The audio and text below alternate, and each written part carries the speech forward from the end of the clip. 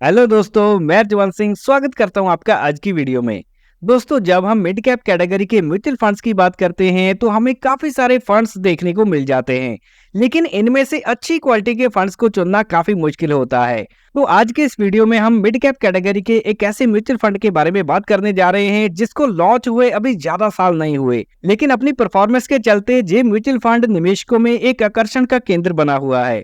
तो आज हम बात करने जा रहे हैं White Oak Capital mid cap fund direct growth के बारे में। तो इस वीडियो में हम इस म्यूचुअल फंड की मैनेजमेंट के बारे में समझेंगे, इसकी इन्वेस्टमेंट स्ट्रेटेजी को जानेंगे और क्या इस म्यूचुअल फंड में निवेश करने का विचार बनाना चाहिए या इसे अवॉइड करना चाहिए। ये सभी बातें आपको वीडियो के दौरान समझ में आ जाएंगी। तो आइए बिना समय को वेस्ट किए शुरू करते हैं इस म्यूचुअल फंड की बेसिक डिटेल से। तो यहाँ पर सबसे पहले जब हम ट्रैक रिकॉर्ड की बात करते हैं तो White Oak Capital mid cap fund direct growth को लॉन्च किया गया था 16 अगस्त 2022 को। तो यानी 3 साल 4 महीने का ऐसे समय हो चुका है। और वहीं अगर हम बेंचमार्क की बात करें तो BSE 150 मिड कैप TRI को ये फॉलो करता है, जिसमें इंडिया की टॉप 150 मिड कैप कैटेगरी की कंपनी शामिल हैं। और यहाँ पर एज्यूम साइज इस म्यूचुअल फंड का हो चुका है 4,346 करोड़ का। और इसके बाद NAV का प्राइस है 21 रुपए का और एक्सपेंस रेशो है इसकी 0.54% की। तो एक्सपेंस रेशो वो एक्सपेंस होता है जो हमें सालाना फंड हाउस को देना पड़ता है हमारे फंड को मैनेज करने के लिए। और इस म्यूचुअल फंड में किसी भी प्रकार का लॉक इन पीरियड नहीं है। हाँ, अगर हम एग्जिट लोड की बात करते हैं तो जी 1% एप्लीकेबल है अगर 1 महीने के अंदर अंदर ही की गई इन्वेस्टमेंट को रिडीम किया जाता है। और 1 महीने के बाद रिडीम करने पर किसी भी प्रकार का एग्जिट लोड नहीं लगेगा। और यहाँ पर हमें दोनों इन्वेस्टमेंट ऑप्शन देखने को मिल जाते हैं। सबसे पहला है मंथली SIP का, जो कि 500 रुपए से स्टार्ट हो जाती है और लमसम इन्वेस्टमेंट यहाँ पर 1,000 रुपए से शुरू करी जा सकती है। और जब बात आती है हिस्टोरिकल परफॉर्मेंस की तो व्हाइट ओक कैपिटल के मिड कैप फंड ने पिछले 6 महीनों में 7.97% के रिटर्न बना के दिए। कैटेगरी की एवरेज रही 4.5% की और बेंचमार्क के रिटर्न रही 2.77% के। और वहीं 1 साल में इस म्यूचुअल फंड ने 8.5% के, कैटेगरी ने 4.5% के और बेंचमार्क ने 3.5% के रिटर्न जनरेट किए हैं। और अगर हम 3 सालों की एवरेज ग्रोथ परसेंटेज को देखते हैं तो ये निकल के आती है 29.68% की, कैटेगरी की 23.91% की और यहाँ पर बेंचमार्क के रिटर्न है 22.25% के एनुअलाइज रिटर्न। तो यहाँ पर आप देख सकते हैं कि 6 महीने और 1 साल के शॉर्ट टाइम पीरियड में और 3 साल के टाइम पीरियड में इस म्यूचुअल फंड ने अपनी कैटेगरी एवरेज और बेंचमार्क को बाखूबी बीट किया है। और अगर हम इसके लिस्टेड पीयर से इसको कंपेयर करके देखें, जैसे एडलवाइज की बात करते हैं, उसके पिछले 3 साल के एनुअलाइज रिटर्न है 26.4% के और HDFC mid cap opportunity fund की बात करें तो उसके 25.8% के एनुअलाइज रिटर्न है। तो 3 सालों के रिटर्न्स के मामले में व्हाइट ओक कैपिटल ने इन दोनों ही पॉपुलर म्यूचुअल फंड्स को बीट किया है। और जब बात आती है फंड मैनेजर्स की तो उसमें सबसे पहले नाम आता है मिस्टर पीयूष का, जो कि अगस्त 2022 से इस फंड को मैनेज करते आ रहे हैं।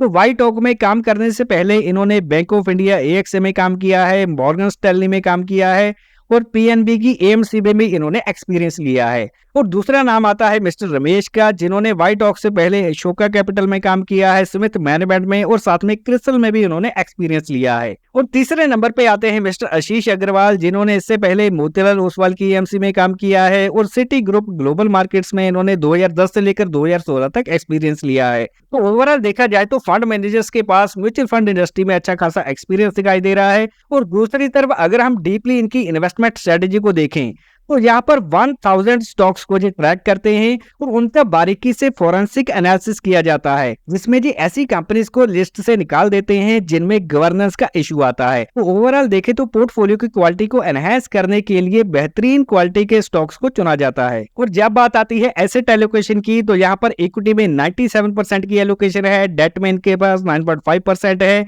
और रियल एस्टेट में 2.1% है। और यहाँ पर कैश में हमें -8.7% दिखाई दे रहा है। और सेक्टर वाइज एलोकेशन की बात करें तो यहाँ पर मेनली फोकस किया गया है फाइनेंशियल सेक्टर पर तकरीबन 26% का, इसके बाद है हेल्थ केयर 15.5% और कैपिटल गुड्स में 10.5% की एलोकेशन रखी गई है। तो ओवरऑल इन तीनों ही सेक्टर्स में हमें 50% तक की एलोकेशन देखने को मिल रही है। इसके बाद बारी आती है सर्विस सेक्टर की 9.5%, टेक्नोलॉजी 9% और ऑटोमोबाइल में भी 6% की एलोकेशन है। और यहाँ पर कम्युनिकेशन सेक्टर में 3.79, कंस्ट्रक्शन में 5.5 और एनर्जी सेक्टर में 3.5% की एलोकेशन है और कंज्यूमर डिस्क्रिशनरी में भी 3.22% की एलोकेशन रखी गई है।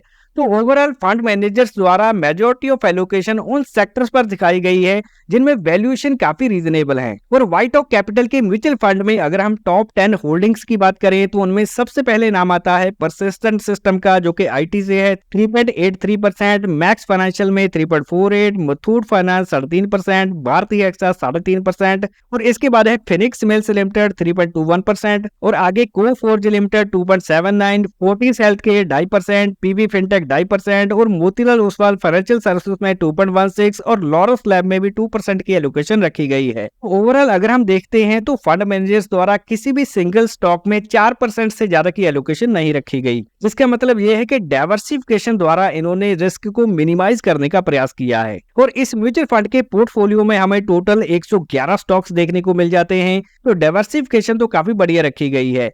और साथ ही साथ टॉप 5 स्टॉक्स में 17%, टॉप 10 में 29% और टॉप 20 में 46% की एलोकेशन रखी गई है। और यहाँ पर टर्नओवर रेशो की बात करें तो ये 217% का है। तो टर्नओवर रेशो का मतलब है कि एक साल में फंड मैनेजर्स कितनी ज्यादा बाय सेलिंग करके पोर्टफोलियो को चेंज कर देते हैं। तो एक साल में फंड मैनेजर्स 217% तक पोर्टफोलियो को चेंज कर देते हैं।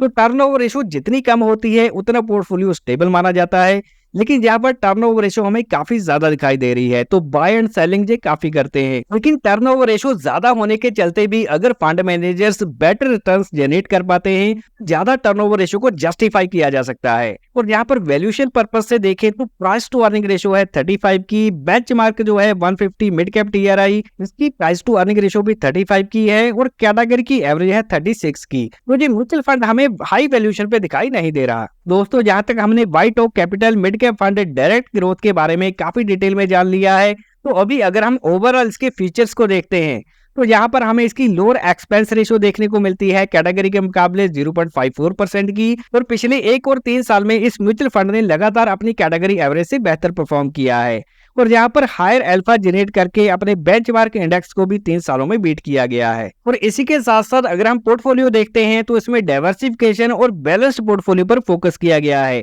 तो यहाँ पर हमें मेजॉरिटी ऑफ एलोकेशन दिखाई दे रही है मिड कैप पर तकरीबन 72% की, और इसके बाद साथ में 6% लार्ज कैप में भी एलोकेट किया गया है, और साथ में स्मॉल कैप में भी 18% की एलोकेशन रखी गई है। तो यहाँ पर मेनली फोकस हाई रिटर्न्स पर किया गया है, लेकिन पोर्टफोलियो में स्टेबिलिटी के लिए इन्होंने यूज किया है pro and counter cyclical stocks को। तो इस स्ट्रेटेजी का इन्होंने यूज किया है कि इकोनॉमिक चेंजेस के चलते पोर्टफोलियो पर कोई नेगेटिव असर ना देखने को मिले। और दूसरी तरफ अगर हम स्टेबिलिटी की बात करें तो इसकी बीटा रेशो 0.93 की है और कैटेगरी की 1.03 की। तो कैटेगरी के मुकाबले जी म्यूचुअल फंड हमें कम वोलेटाइल दिखाई दे रहा है मार्केट करेक्शन की सिचुएशन में। और इसी के साथ साथ जैसे पहले हमने फंड मैनेजर्स की बात की थी कि इन्होंने काफी बेहतरीन तरीके से स्टॉक्स को सिलेक्शन का प्रोसेस बनाया है, जिसकी वजह से जो गवर्नेंस इशू वाली कंपनीज होती हैं वो जी पहले ही लिस्ट से बाहर निकाल देते हैं। और अभी आपके सामने इस म्यूचुअल फंड का 3 सालों का परफॉर्मेंस चार्ट दिखाई दे रहा है, जिसमें आप देख सकते हैं कि ब्लू लाइन में इस म्यूचुअल फंड ने अपनी कैटेगरी को लगातार बीट किया है,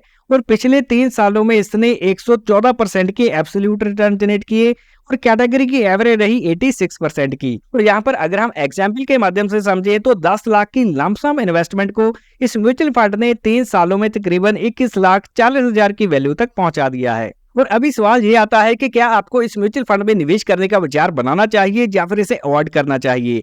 तो इसके लिए हमें इंपॉर्टेंट पॉइंट्स को जानना जरूरी है, जैसे कि जी मिड कैप कैटेगरी के म्यूचुअल फंड हाई वोलेटाइल होते हैं, तो इसमें रिस्क की मात्रा काफी ज्यादा होती है।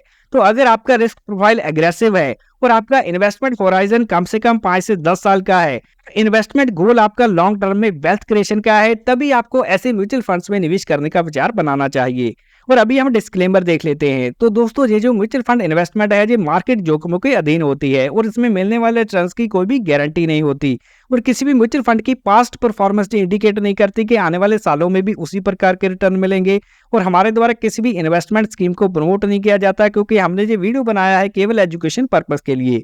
तो इन्वेस्टमेंट करने से पहले अपने फाइनेंशियल एडवाइजर से कंसल्ट करें और इन्वेस्टमेंट से रिलेटेड सभी डॉक्यूमेंट्स को ध्यान से पढ़ें। और अगर ये वीडियो जानकारी से भरपूर लगा हो तो इसको लाइक जरूर करें, दोस्तों के साथ ज्यादा से ज्यादा शेयर करें। वीडियो पूरा देखने के लिए मैं जवान सिंह आपका धन्यवाद करता हूं। मिलते हैं अगले वैल्यूएबल वीडियो में।